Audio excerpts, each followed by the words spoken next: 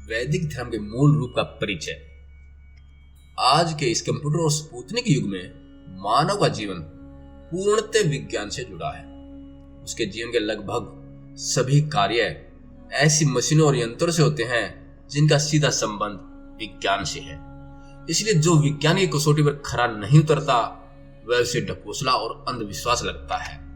अपनी इस विचारधारा व धारणा के लिए आज का इंसान पूर्ण रूप से दोषी नहीं है, क्योंकि इन सब के बारे में हमारे शिक्षा संस्थानों में पढ़ाने वाले शिक्षक और न ही आज के युग के पंडित जो कि कभी वैदिक धर्म के ज्ञाता हुआ करते थे, आज के इंसान को ज्ञान दे पाते हैं और नहीं समझा पाते हैं।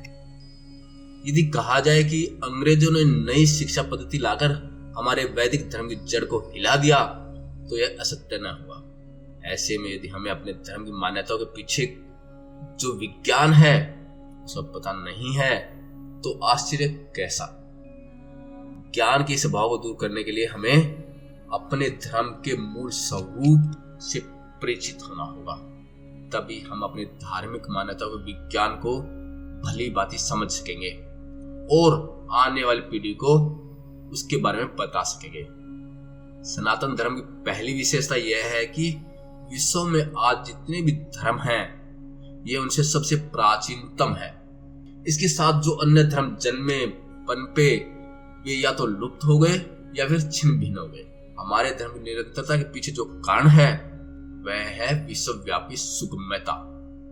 इसका आंचल केवल किसी जाति विशेष या समाज विशेष के लिए नहीं था। इसके मंत्रों में यह भाव नहीं था कि सारा विश्व ही एक परिवार है, वसुधैव कुटुंबकम, और संसार के सभी प्राणियों का कल्याण हो, लोके समस्ते सुखिनो भवन्तु। ऐसी सुंदर भावनाएं थी उन मंत्रों में। ये मंत्र केवल भारत भूमि के धर्म में आस्था रखने वालों के लिए ही नहीं अपितु संसार के समस्त प्राणियों के कल्याण हेतु बने थे।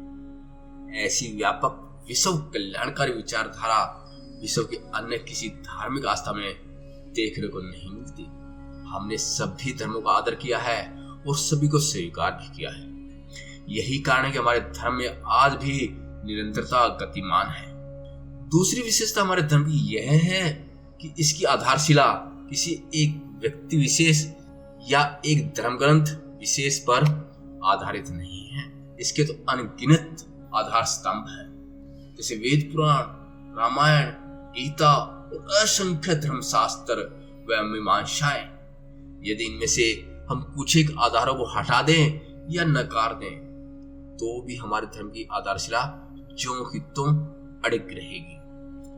धर्म की हमारी यह विशेषता में अमरत्व प्रदान करती है। तीसरी महत्वपूर्ण विशेषता हमारे धर्म की यह है कि इसका जन्म प्रकृति के भय या सामाजिक परिस्थितियों के कारण नहीं हुआ है, जैसे कि विश्व के अन्य धर्मों के इतिहास में प्राय देखा गया है।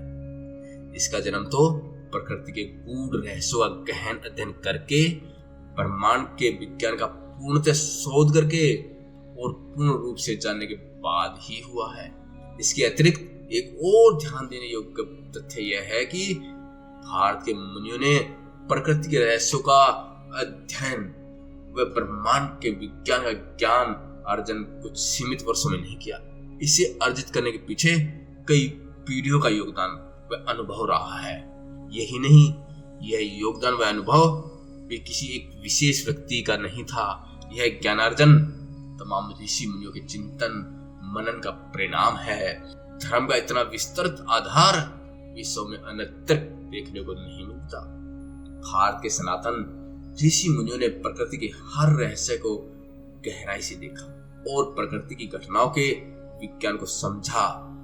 फिर उस विज्ञान को उन्होंने पहले मौखिक रूप से समाज को दिया और कालांतर में धर्म ग्रंथों में समाहित किया।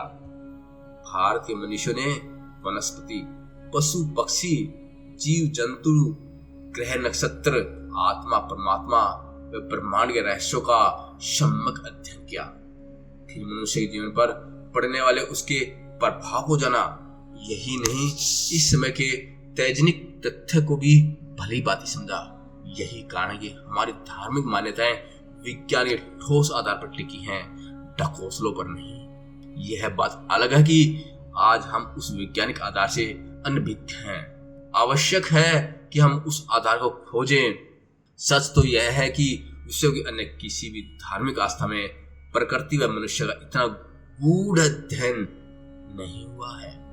मनुष्य को क्या करना है और क्या नहीं करना चाहिए, क्या खाना है और क्या नहीं खाना चाहिए, क्या सोचना है और क्या नहीं सोचना चाहिए, इन सब छोटी बड़ी बात हमारे धर्म ग्रंथों में विस्तार से वर्णन किया गया है। पशु पक्षियों पर अनुसंधान करके मनुष्य के स्वास्थ्य लाभ के लिए अनेक योगासन बनाए गए और उन्हीं के नाम पर उन योगासनों का नाम रखा गया, जैसे कुक्कुटासन, मयूरासन, सर्पासन आदि।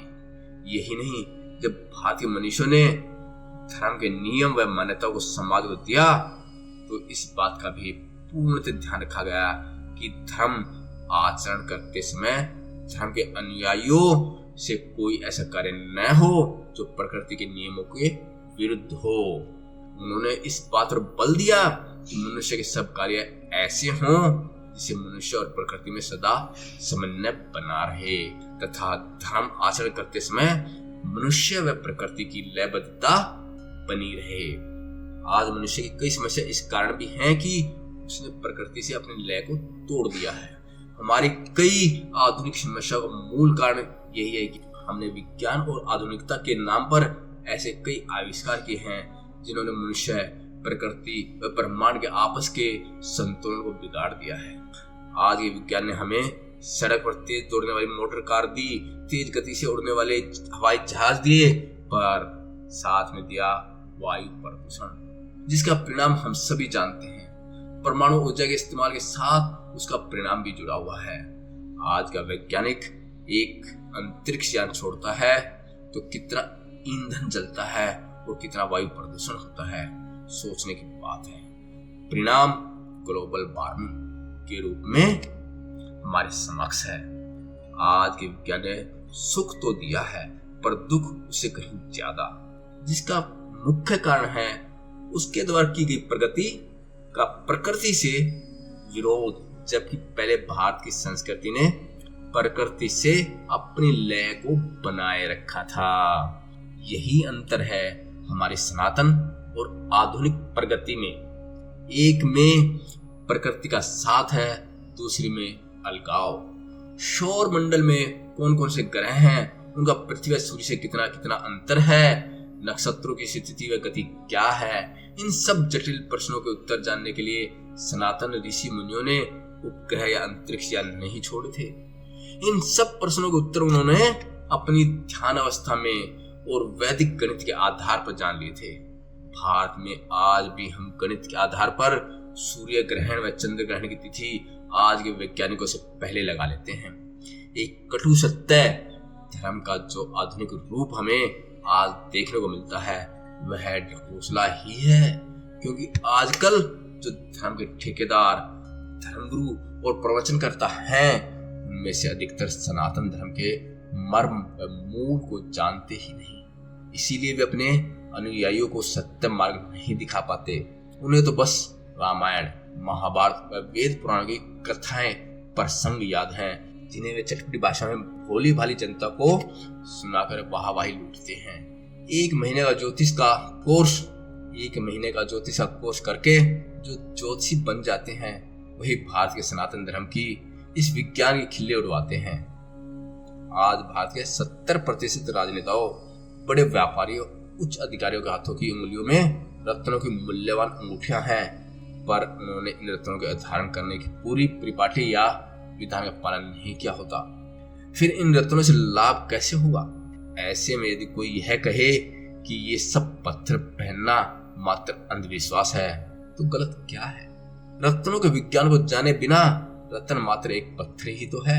टीवी पर 30 सेकंड में जन्म तिथि पूछकर जो ज्योतिषी अमुक रत्न पहनने को कहते हैं या सलाह देते हैं, वे रत्न विज्ञान को उपहास का पात्र बनाते हैं। ऊंचे ऊंचे भव्य सिंहासन जैसे व्यास पीठों पर बैठकर टीवी पर धर्म बेचने वाले धर्मगुरु धर्म के नाम पर भोली भाली जनता को गुमराह कर अंधविश्वासी बना रहे हैं। शरीर को तोड़ मरोड़ कर 10 योगासन करवा देना पतंजलि का योग नहीं है। उसके लिए मन शरीर को शुद्धि, बुद्धि पर नियंत्रण भी तो ऋषि पतंजलि ने बताए हैं। फिर वह सब क्यों नहीं बताते?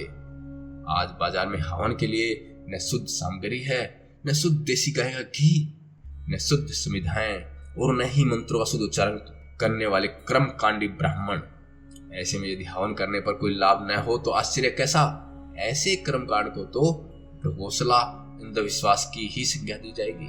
पर इन सब का यह अर्थ कदापि नहीं कि हमारी धार्मिक धारणाएं बिना किसी वैज्ञानिक आधार के हैं। आवश्यकता है इस बात की कि हम उन्हें सही ढंग से समझें और अपनी युवा पीढ़ी को भी समझाएं।